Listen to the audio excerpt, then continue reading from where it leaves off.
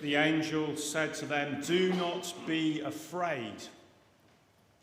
Well, as we come to the end of 2022, it's fair to say there is a lot of fear around in the world, maybe in our own lives and experiences as well.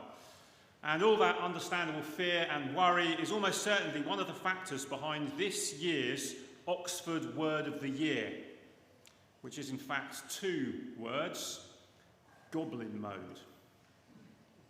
It's been chosen for the first time this year by public vote, and Goblin mode refers to the attitude many take in response to the increasing challenges of kind of post-pandemic life, whatever that means. It's defined as embracing the comforts of depravity, relishing a complete lack of aesthetic and disregard for social norms. It's a mode because you can switch in and out of it. It tends to be switched on when no one's looking, it has to be said.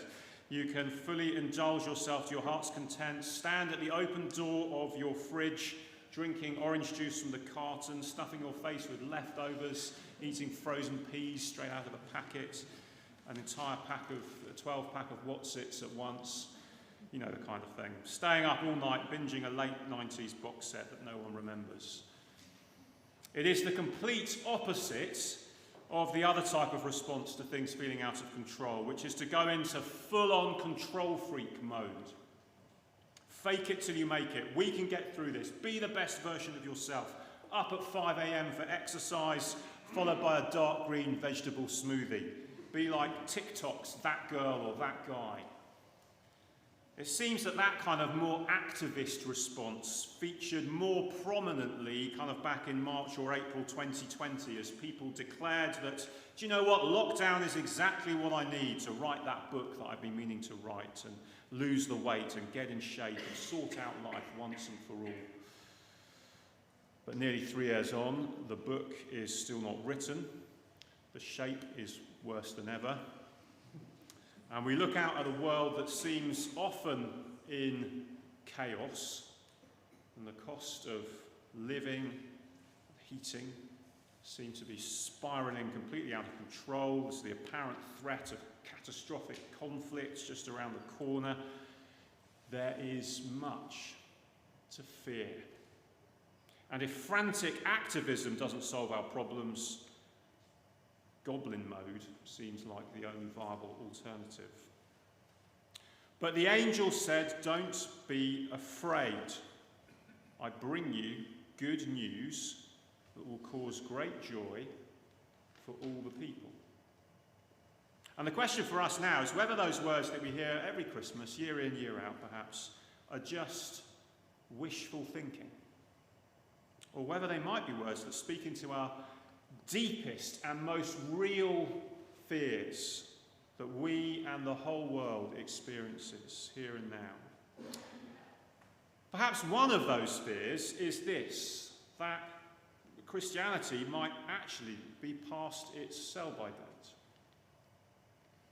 After all, we've heard the census results. For the first time, those who are willing to call themselves Christian is less than half of England and Wales, with those who say they have no religion up from 25 to 37% in the last 10 years. So are we then witnessing an ever-increasing and inevitable decline into irrelevance for Christian faith and the message of the angel?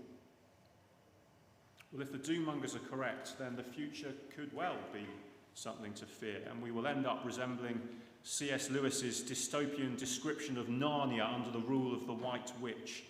Always winter, but never Christmas.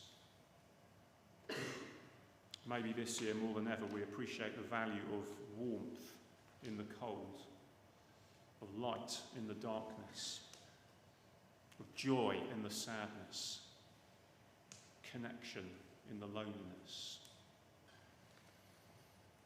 But then some people would say, well, surely we can just carry on doing Christmas, but without Christ.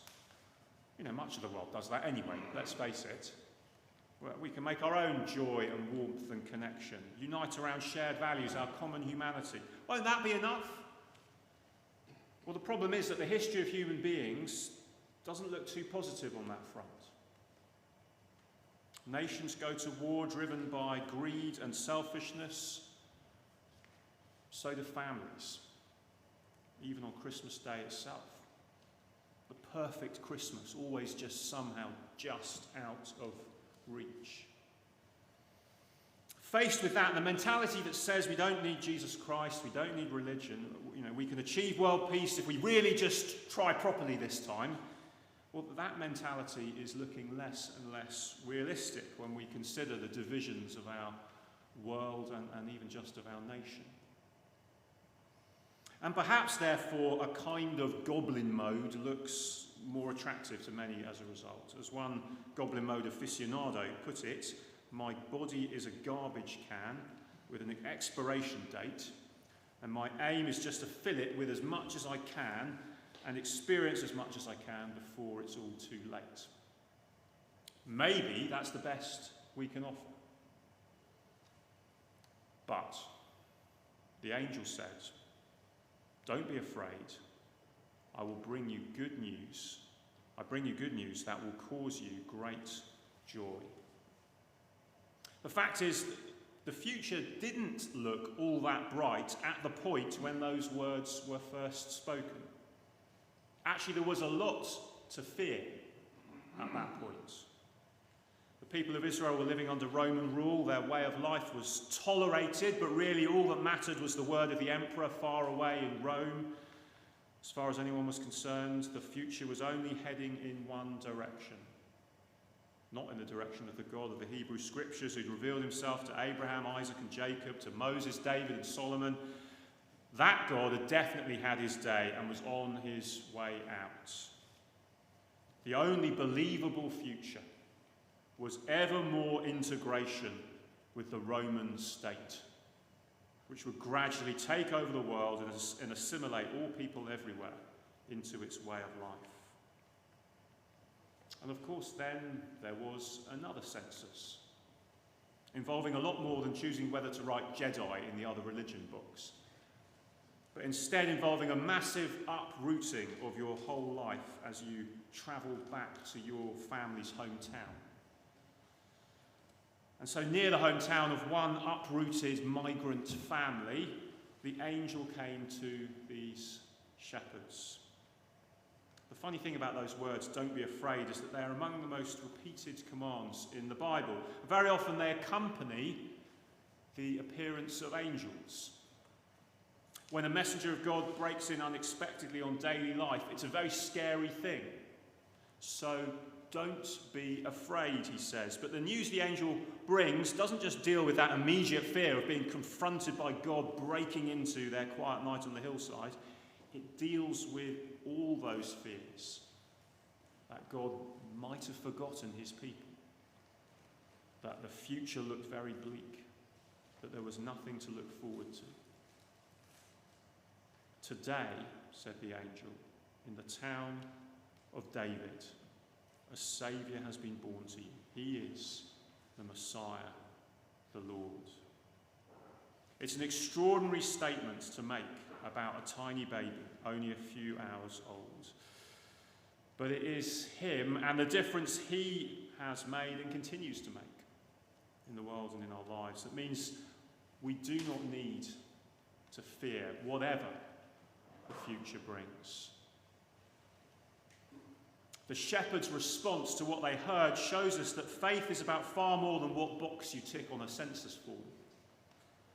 Any of us can tick a box and stay exactly as we are. And perhaps that's why fewer people now are willing to tick the faith box. And that may be not actually a bad thing.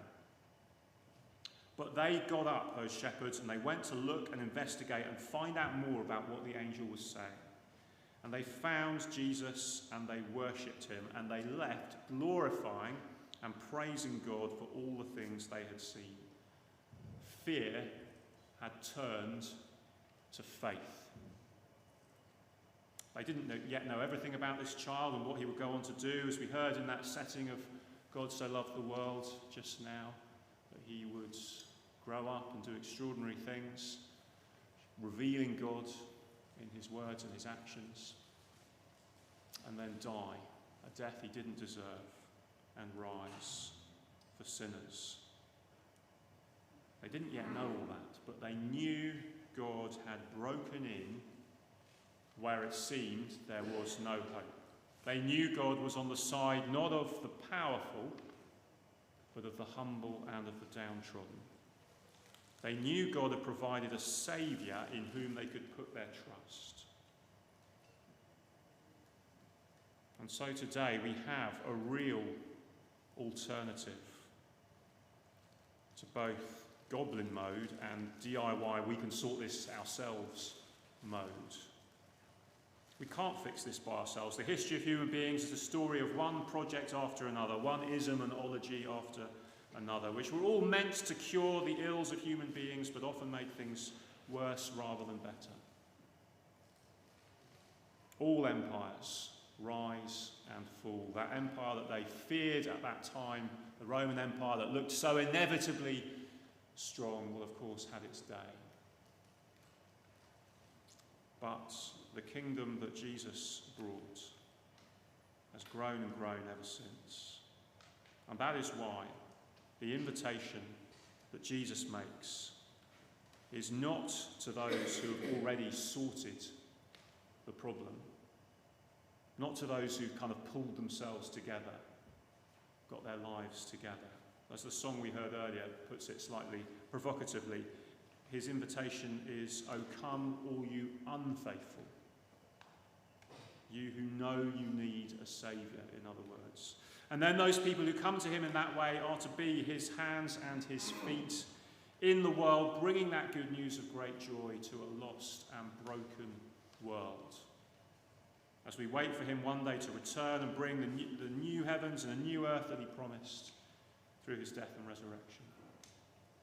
If we're wondering if we can really take this seriously, the shepherds encourage us to go and look for ourselves, as countless others have done since that first Christmas, and have found that it makes sense. We'd love, at the end of the service, we'd love to offer you a free little book as a gift to take home to read and reflect further on what you've heard. And come back to one of our other Christmas services, or to a regular Sunday service. Talk to me on the way out, talk to someone you came with. To look into these things further, to take them seriously. But actually that invitation that Jesus makes is open to any of us, even tonight, to respond to what we've heard by trusting this Saviour in the face of all that we fear. The angel said to them, "Do not be afraid. I bring you good news that will cause great joy for all the people. Today in the town of David, a Saviour has been born to you. He is the Messiah, the Lord."